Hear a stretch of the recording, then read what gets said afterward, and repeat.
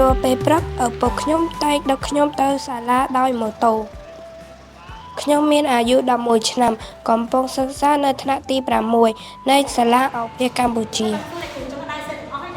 ឪពុកខ្ញុំជាអ្នកបង្រៀនរបាំគាត់ស្រឡាញ់ខ្ញុំខ្លាំងណាស់គាត់ចង់ឲ្យខ្ញុំទទួលបានការអប់រំមួយដ៏ល្អប្រសើរ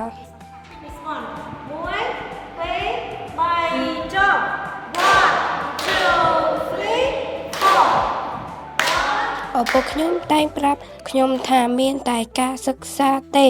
ទើបធ្វើឲ្យជីវិតយើងបានល្អប្រសើរនាពេលអនាគតខ្ញុំបានទទួលអាហារូបករណ៍ពីសាលាឱភាសកម្ពុជា4ឆ្នាំមកហើយខ្ញុំចង់ក្លាយជាពេទ្យនាពេលអនាគតដើម្បីអាចឲ្យខ្ញុំជួយដល់អ្នកដែលត្រូវការជំនួយ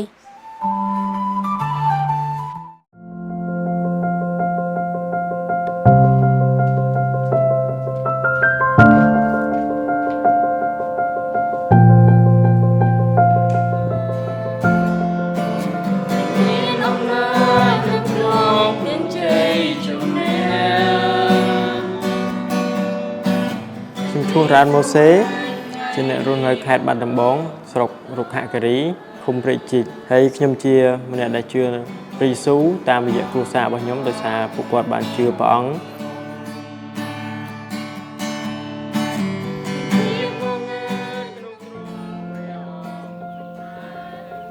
ខ្ញុំមានអាយុ22ឆ្នាំ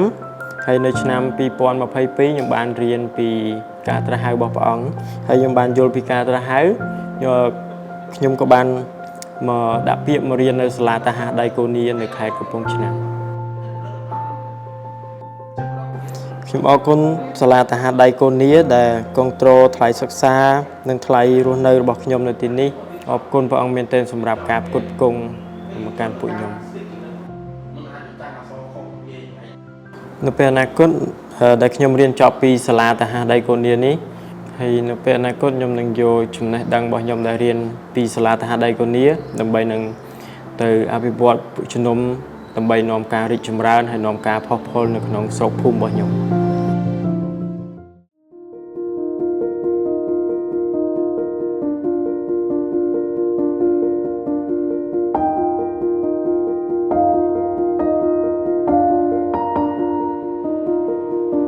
ខ្ញុំឈ្មោះសុផុនខ្ញុំបានកើតក្នុងគ្រួសារជាអ្នកអប់រំនៅឆ្នាំ2002ខ្ញុំបានចូលរៀននៅសាលាព្រះគម្ពីរក្រោយបញ្ចប់ការសិក្សាខ្ញុំបានចូលរួមបម្រើពន្ធកិច្ចជាគ្រូគង្វាលនៅក្នុងក្រុមជំនុំមួយឆ្នាំ2015ខ្ញុំបានស្ម័គ្រចិត្តចូលរួមបង្កើតកម្មវិធីមួយរបស់អង្គការអភិកម្ពុជាគឺកម្មវិធីអភិវឌ្ឍអ្នកដឹកនាំតាមតំបន់ចាប់តាំងពីឆ្នាំ2016មកខ្ញុំបានចូលរួមបម្រើពន្ធកិច្ចអប់រំរបស់អង្គការអភិកម្ពុជាពេញពេលនិងបានក្លាយជានាយកប្រតិបត្តិតាំងពីឆ្នាំ2017រហូតមក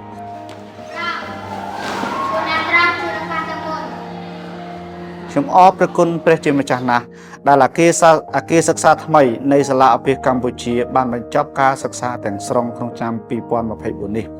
ដោយសារខ្ញុំជឿថាបច្ចុប្បន្ននេះមានតែការអប់រំដែលមានគុណតម្លៃរបស់គ្រីស្ទានប៉ុណ្ណោះទើបអាចផ្លាស់ប្ដូរជីវិតរបស់អ្នកសិក្សាបានមិនត្រឹមតែខ្លួនរបស់ពួកគេប៉ុណ្ណោះទេប៉ុន្តែគ្រួសាររបស់ពួកគេនិងអនាគតរបស់ពួកគេក៏នឹងមានភាពល្អប្រសើរផងដែរខ្ញុំក៏ជឿថា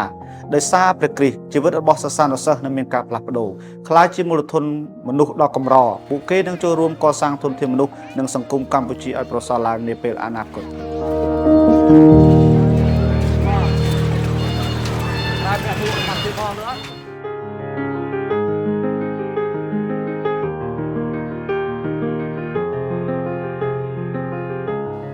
其實3個代表咗3代，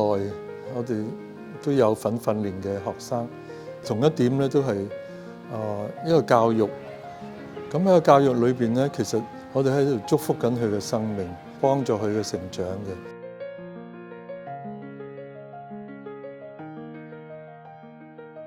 光耀柬埔寨，我哋喺呢度嘅事工都係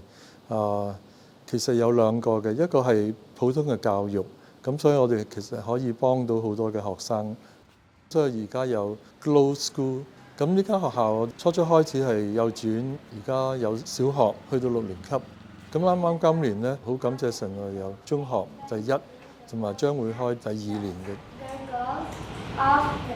咁 Glow 另一方面咧，係有一個係領袖訓練學校嘅，訓練喺鄉村或者喺外省嘅傳道人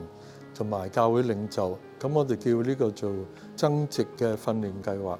咁我哋係去到每一個省度教嘅。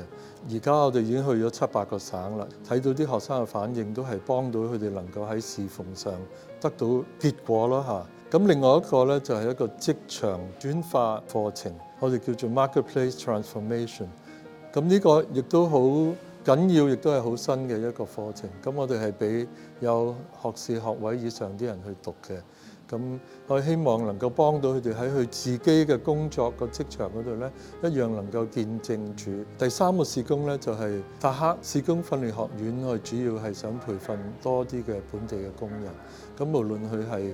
咩嘅學歷，咁我諗係就住佢嘅能力咧，能夠返去自己嘅教會裏邊侍奉，或者去其他嘅侍奉崗位去侍奉。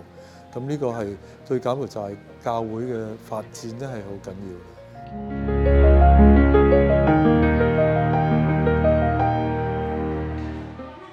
我哋睇到教育就係一個祝福全人生命嘅事工，所以我哋除咗真係教導佢知識，希望佢真係喺佢靈命都係能夠得到改造嘅。咁佢能夠去認識主耶穌，認識呢個救恩，咁呢個係一個全人嘅祝福。